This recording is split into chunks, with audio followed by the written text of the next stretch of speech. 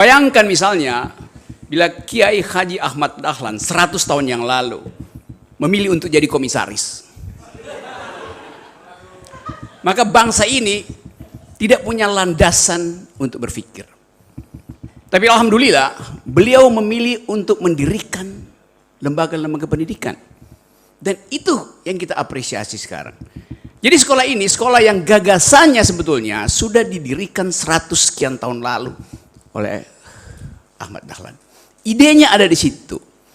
Pendidikan itu, pedagogi artinya mengajarkan kejujuran. Korupsi adalah lawan dari kejujuran. Jadi betul-betul tadi diterangkan oleh Pak Busro bahwa keinsyafan ideologis itu kita alami sekarang. Kita insyaf secara ideologis bahwa pendidikan itu ditanggalkan oleh permainan kekuasaan dan kita masuk dalam jebakan para koruptor. Jadi itu poin dasarnya. Jadi terhubunglah epistemologi dari ide anti korupsi dengan etika yang dipilih oleh Pak Kiai Haji Ahmad Dahlan, yaitu dia tidak ingin jadi komisaris, dia ingin jadi pedagog, mendidik bangsa ini. Itu bab pertama. Jadi teman-teman, kita ada di dalam kegalauan sebetulnya, sehingga kita terpaksa bikin sekolah tuh. Dan orang mungkin akan sinis pada teman-teman, ngapain bikin sekolah? Toh beberapa petinggi IMM juga jadi komisaris sekarang. Yes.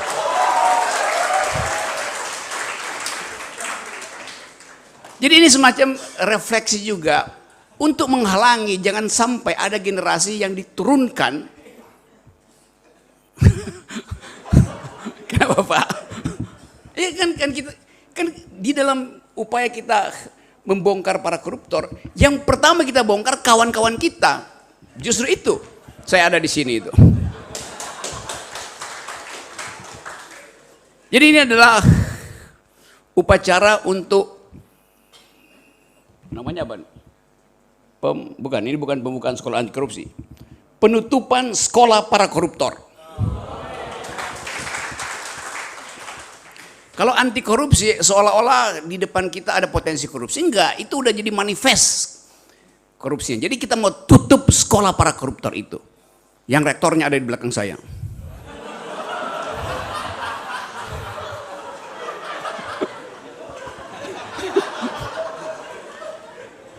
Karena kalau saya ingatkan pada saudara-saudara, Pak Jokowi,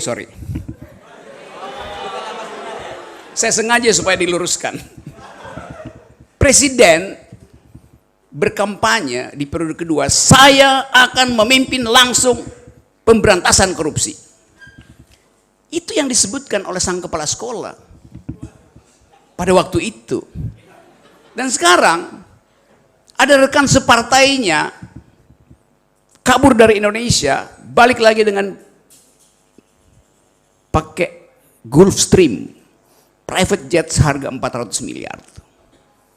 Ada fotonya, beliau berdampingan dengan presiden. Ada fotonya, beliau berdampingan dengan separuh kabinet. Jadi kalau kita tanya, di mana sekolah para koruptor? Ya di kabinet, di markas partai, di parlemen. Itu yang mau kita tutup sebetulnya tuh. Karena mereka yang merusak bangsa ini, yang membuat kita tidak bisa membayangkan masa depan. Yang membuat milenial itu, ya udah nggak usah ikut pemilu, nggak usah berpolitik. Sekarang milenial membenci politik karena dianggap politisi itu identik dengan koruptor. Kalau ditanya apa definisi politisi, ya pencuri. Dan betul-betul tiba pada definisi yang membuat kita jengkel. Dan bahkan anggota DPR sendiri mengatakan bahwa kami politisi, kami ada binatang politik gitu. Tapi binatang kan makan secukupnya. Jadi ada prinsip di dalam filosofi, manusia tidak mungkin jadi binatang. Manusia hanya bisa jadi di atas binatang atau di bawah binatang itu. Atau dia melampaui kebinatangan, atau dia bahkan di bawah binatang. Jadi koruptor itu adalah mereka yang memilih untuk menjadi bagian di bawah kebinatangan, bukan sebagai binatang justru. Nah, saya senang bahwa akhirnya ada forum untuk wake up call bahwa sejumlah anak muda tetap memikirkan arah keadilan bangsa ini. Jadi kita bertemu di sini karena ada value yang sama, yaitu menginginkan agar supaya nasib bangsa ini tidak ditentukan di Merdeka Utara. Mungkin harusnya ditentukan di Merdeka Selatan, tempat Gubernur DKI. Saya masih pakai kata mungkin, karena kita mau lihat kontras itu tuh antara mereka yang berupaya untuk membangun image bahwa nggak mungkin negara ini berlanjut kalau tidak 3 periode, dan itu betul konstatasi dari Pak Busro tadi. Operasi 3 periode masih berjalan dan itu adalah operasi para koruptor. Presiden Jokowi sampai sekarang tidak mengucapkan semacam public address untuk memberi kita semangat pergi pada Mahkamah Konstitusi agar supaya dinihilkan threshold itu. Itu juga adalah kebiadaban politik 20% itu. 20% itu adalah kandang oligarki beternak politisi itu. Atau tadi pakai istilah Pak Busro, perbudakan politik. Diperbudak di situ supaya tertutup matanya bahwa di luar sana ada sang surya yang sebetulnya jadi panduan moral kita. Kita hilang mempercakapan itu. Bayangkan misalnya kalau satu waktu ada upaya untuk memberantas korupsi dengan proposal dari IMM, daripada Imawan dan Imawati, ada proposal bagus. Proposal itu beredar ke semua partai politik, menginginkan agar supaya ada undang-undang untuk mewajibkan setiap kader partai politik ikut sekolah anti korupsi dulu.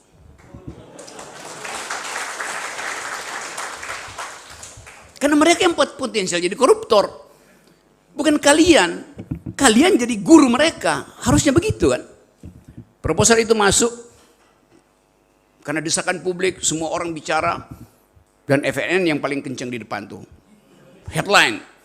Kalau Anda ingin jadi legislator, Anda ingin jadi pejabat, harus lulus dulu sekolah anti korupsi IMM. Karena memang FNN kerjaannya begitu. Forum nantang-nantang.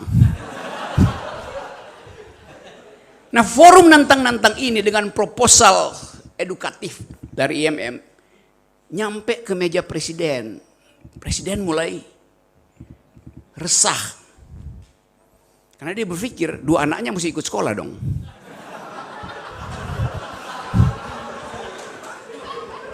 Loh, ini kan pikiran dia tuh yang bagus tuh. Lalu satu waktu dia undang makan ketua Mahkamah Konstitusi. Manggilnya, Dik, kita makan malam dulu. Sebagai keluarga itu. Di tengah upacara makan itu, sang presiden bertanya,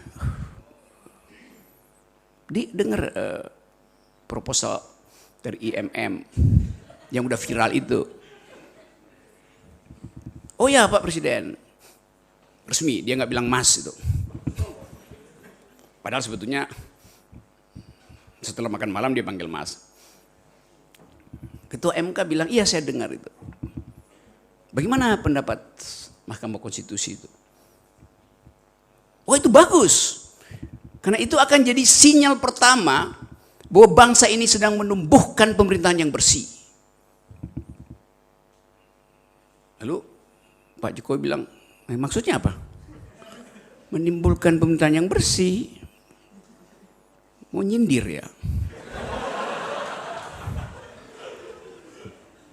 Tiba-tiba Pak Jokowi jatuhkan sendoknya. Ting! Berhenti percakapan itu.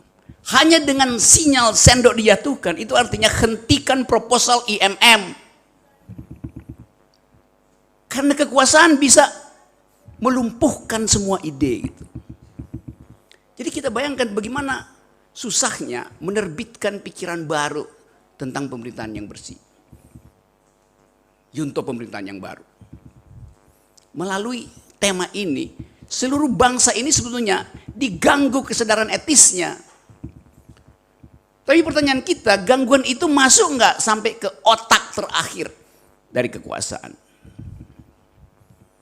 Kalau di ujung pembicaraan kita, 20 menit setelah selesai kita bersidang di sini, ada seseorang datang lagi dengan rompiku oranye di gedung KPK tuh, lalu kasih konferensi pers. Lalu pers kerubutin dia di koridor depan KPK tuh. Apakah dia akan dipermalukan di situ? Tidak. Karena koridor KPK sekarang jadi the corridor of fame, bukan lagi corridor of shame. Koridor yang akan dipakai oleh mereka untuk memperlihatkan bahwa gak ada soal jadi koruptor. Diuluk-ulukan. Bahkan Najwa Shihab datang ke mana tuh? Sukamiskin mewawancarai siapa? Setia Novanto. Hal yang mesti kita tegur pada Ibu Najwa Shihab, dia itu bajingan, ngapain dipromosikan lewat YouTube? Kan, jadi kesadaran etis itu, ya saya akan tegur. Najwa teman baik saya, tapi ethically it is wrong itu. Kan akhirnya orang merasa jadi koruptor artinya jadi selebritis. Nggak ada lagi pembenaran moral tadi, hukuman sosial. Itu yang ingin kita pastikan di dalam upaya untuk membangun bangsa ini. Jadi teman-teman, saya senang bahwa kita ada di dalam kesempatan untuk menghidupkan kembali harapan. Dan harapan itu akan kita antarkan sementara pada Pak Busro yang akan pergi.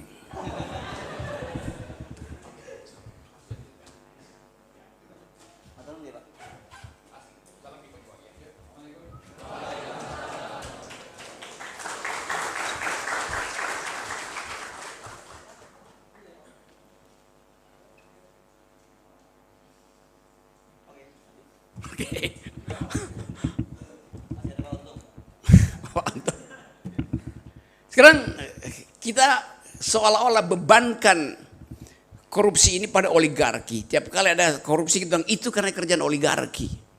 Lo korupsi dua pihak tadi yang bahkan disebut dalam ayat suci itu. Yang memberi dan yang menerima. Oligarki memberi pada rakyat, mengambil dari rakyat? Enggak. Apakah oligarki menyogok saudara-saudara? Tidak.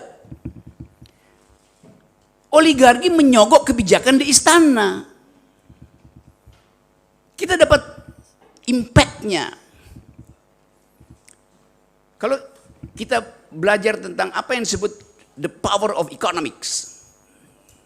Kekuatan ekonomi apa sebetulnya? Pertama, ekonomi itu mampu untuk menghukum seseorang atau satu lembaga. Sama seperti sekarang, ada perang di Ukraina. Amerika Serikat memakai kekuatan ekonominya untuk mempanis Rusia melalui embargo. Itu fungsi pertama dari kemampuan ekonomi saya bisa saya pakai untuk mengendalikan orang lain. Dengan embargo. Tapi kadangkala bagian itu tidak efektif karena Rusia tetap eksis saja. Di embargo pun dia masih hidup tuh. Hal yang sama juga pernah Amerika lakukan ke Cina tuh. Tentang pembatasan impor lakukan oleh Presiden Biden di awal kepemimpinannya tuh nggak berhasil juga. Jadi power itu bisa tidak berhasil karena sifat dunia yang kalau di embargo Rusia tidak semua negara mau ikut Amerika karena soal kebutuhan dasar itu dia bisa diam-diam beli gandum lagi dari Rusia lewat black market, gampang aja. Cina juga begitu. Kalau barangnya nggak bisa masuk ke Cina, dia cari cara melalui operator-operator lokal sehingga barangnya beredar juga tuh. Tapi ada fungsi kedua dari kekuatan ekonomi, yaitu mempengaruhi kebijakan itu. Sphere of influence dari kekuatan ekonomi mempengaruhi kebijakan sehingga bahkan mengendalikan pembuat kebijakan, bukan sekedar mempengaruhi kebijakan melalui supply demand function, tapi ini mempengaruhi si pembuat kebijakan. Itu yang kita sebut sebagai di-ijon pemimpin itu oleh oligarki. Jadi problemnya bukan sekedar pada si oligarki, tapi si pemimpin yang mau di-ijon.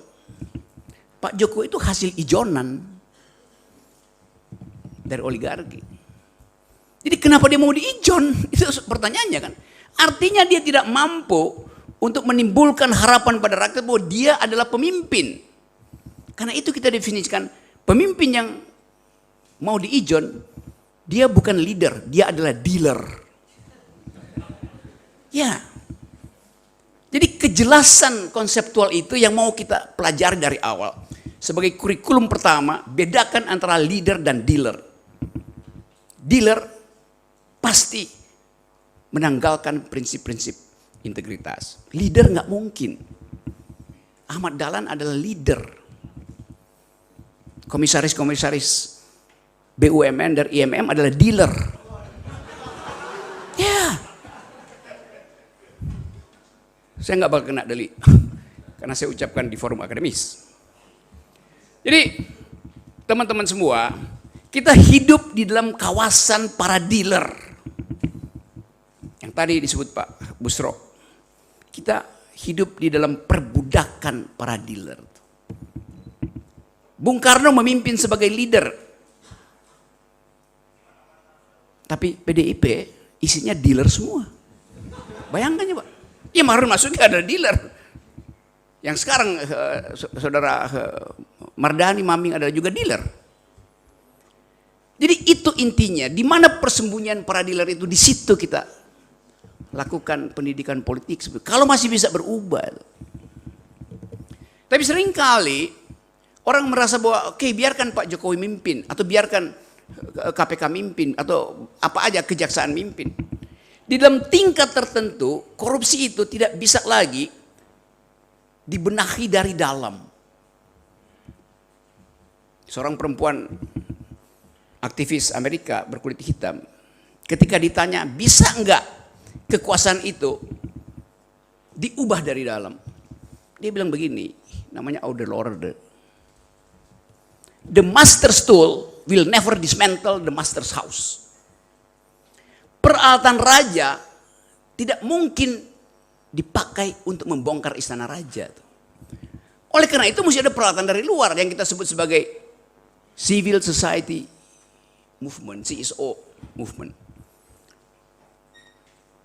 Yang kita sebut sebagai gerakan mahasiswa, gerakan buruh, sekolah anti korupsi. Ini semua peralatan di luar, bukan peralatan raja. Jadi nggak mungkin kita percaya bahwa KPK bisa membongkar korupsi. Karena KPK ada bagian dari peralatan raja, tadi diterangkan Pak Busro. Kan dia peralatan raja aja, kedudukannya di bawah raja. Dan itu yang dilakukan oleh si kepala sekolah yang tadinya berjanji memberantas korupsi. Jadi teman-teman, bagian itu saya kira yang penting kita bicarakan. Masih ada sampai jam berapa kita ya? Ya, terus saja sampai korupsi bubar. Jadi kita bukan sekedar ingin melindungi generasi kita dari potensi penularan korupsi. Lebih dari itu kita ingin menghalangi perluasan wilayah koruptor ini. Jadi sekolah ini ada sekolah untuk menghalangi meluasnya ide tentang korupsi. Apalagi masuk di dalam tahun pemilu. Yang pasti korupsi akan meningkat. Bukan karena rakyatnya mudah disogok. Tapi karena pemerintah mengkondisikan rakyat itu jadi miskin sehingga nggak mungkin berpikir tentang apa yang kita ucapkan hari ini. Pemerintah punya surplus 300-400 triliun. Dari jualan batu bara, jualan mineral, jualan sawit segala macam. Yang harusnya, kalau Sri Mulyani sekarang bilang bahwa kemungkinan negeri ini masuk dalam jebakan ekonomi sangat besar. Gampang ngatasinya. Sri Lanka nggak punya cadangan APBN, memang bangkrut, tapi saya bilang kita punya cadangan 400-500 triliun. Yang harusnya sampai ke rakyat hari ini supaya ada daya beli, supaya ada perencanaan keluarga baru. Yang sekarang keluarga-keluarga itu pusing, bagaimana meneruskan sekolah anaknya tuh. Kalau keadaan semacam ini. Tapi pertanyaannya, kenapa pemerintah tidak gelontorkan itu sekarang? Karena dia tunggu tahun pemilu. Mulai tahun depan akan digelontorkan pasti. Dalam upaya membeli suara rakyat. Itu korupsi kebijakan yang didesain oleh si Dungu. Ya, apalagi keterangannya. APBN itu hak kita. Kenapa nggak dikasih ke kita? Oh nanti itu sebagian dipakai dulu buat IKN. Sesuatu yang kita ragu itu kayak apa tuh IKN itu? Digambarkan IKN itu adalah semacam kota surgawi, kota masa depan itu. Kan ada air mengalir mengelilingi kota itu, di mana-mana ada wifi, bahkan burung pun bisa pakai wifi. Ada kicau burung di situ. Kalau kita yang mana? Kan Pak Jokowi bilang bagus akan.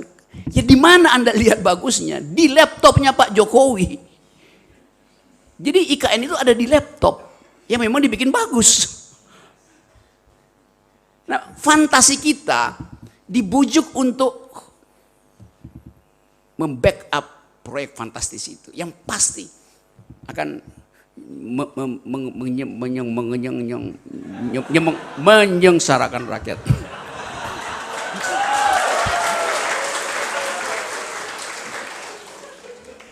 Tetapi perlawanan pun terjadi.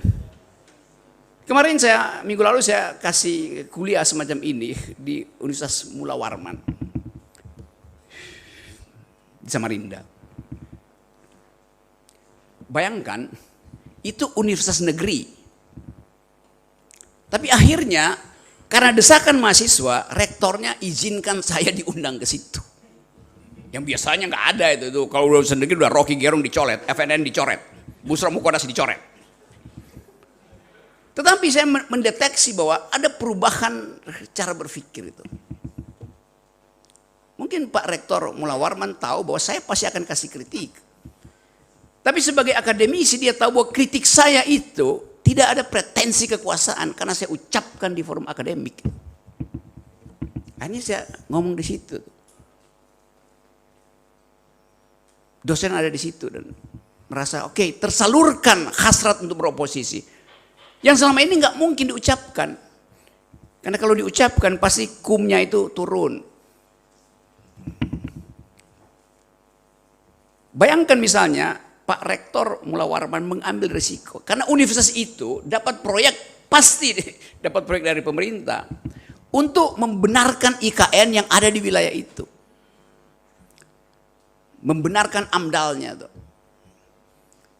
Yang sering saya kritik, keputusan politik udah dibuat, baru AMDAL-nya disusulkan. Kan ya dungu lah. Kan dalam soal lingkungan, AMDAL harus dibuat dulu, baru jadi keputusan politik. Ini terbalik. Udah diputuskan, baru Pak Jokowi minta, oke, tolong bikin AMDAL. AMDAL buat apa? Ya pasti buat mendukung. Bukan untuk membuat kritik. Padahal kita belajar ilmu lingkungan, di mana seluruh dunia, AMDAL itu harus di depan. Karena AMDAL adalah upaya untuk menghalangi semua proyek yang bersifat merusak lingkungan. Kalau dia lolos, nah itu artinya AMDAL-nya betul-betul bagus. Jadi dari segi proses pembuatan kebijakan udah koruptif. AMDAL dibuat belakangan itu udah koruptif.